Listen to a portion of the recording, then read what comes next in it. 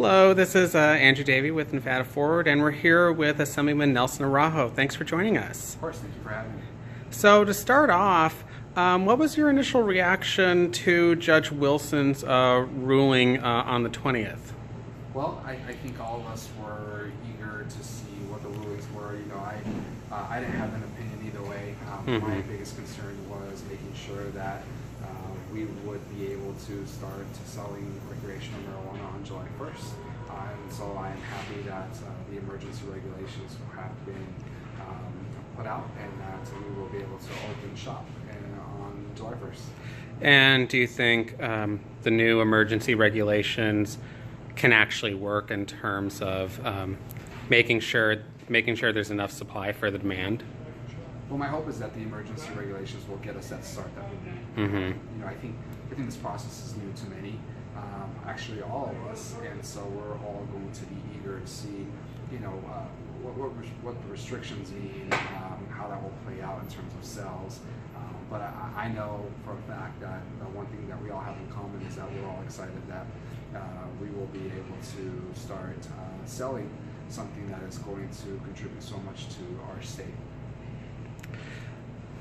And then when it comes to going forward, first off, do you expect the state to appeal Judge Wilson's decision, and how long do you expect it to take before we finally get a ruling from the Nevada Supreme Court? I think all of us wanted to just make sure that we got some of the emergency action items checked off of our list.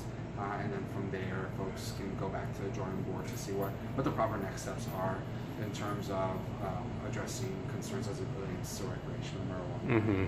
Shifting gears a little, we know during legislative session, you worked alongside Senator Segerblom and a few others to craft our new taxation structure as well as some new regulations on marijuana.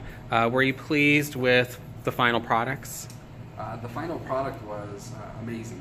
What we were able to create in terms of a complete tax package when it came to recreational marijuana is something that's going to help the business sector drive and thrive, but it's also going to help us lift our schools here in our community. And so I was very delighted to see a lot of these resources become a viable option for us in the state, and you know, it was a great compromise between stakeholders, legislators, and the business community, and I couldn't be prouder of everyone who came together to say, you know, to say what was best for their community, but then at the end of the day, come together to agree on a final number that we can all lead with.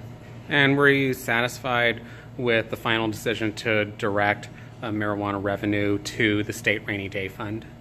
Yes, you know, I think our state rainy day fund is always something that we lean on, and we were excited that this was the first session in a long time that we were actually able to add more money to the rainy day fund and to make sure that we got our state out of the red line and into a place where we are building strong capital and having a nice reserves in the event that we were to have a rainy day and were to need the use of these resources. So, which pot bill did you ultimately have to spend the most time on, and which bill were you most excited to see the governor sign into law? Well, my bill, Assembly Bill 422, my favorite piece of legislation was Assembly Bill 422. It's a bill that I sponsored, which was the omnibus bill that essentially helps to protect the medical marijuana program here in the state of Nevada. It covers a lot of pieces, but what it does more than anything is that it streamlines an existing medical marijuana program and makes it more affordable, more accessible, and adds more accountability for medical marijuana patients in the arena of this sphere, which is now a huge sphere for us to galvanize on. So I was very ecstatic to see this bill signed into law, and to see all the additional changes that were made to the medical marijuana policy in terms of how we approach it as a state. And then finally, what do you think still needs to be done? What do you think the next legislature will need to take up in 2019? Well, in 2019, I think we're going to have to look at the data from these next few years to see how recreational marijuana is working and what parts of it need some changes to be made to it. We will also need to look to see how the medical marijuana program is faring. It is a huge priority for me. I think medical marijuana patients should always be at the forefront of all of our conversations, and so I will eagerly be awaiting some of our findings to ensure that we are, one, doing our deed, and two, that if changes need to be made, that we take that strong approach in 19 to ensure that we are making that program stronger. Great.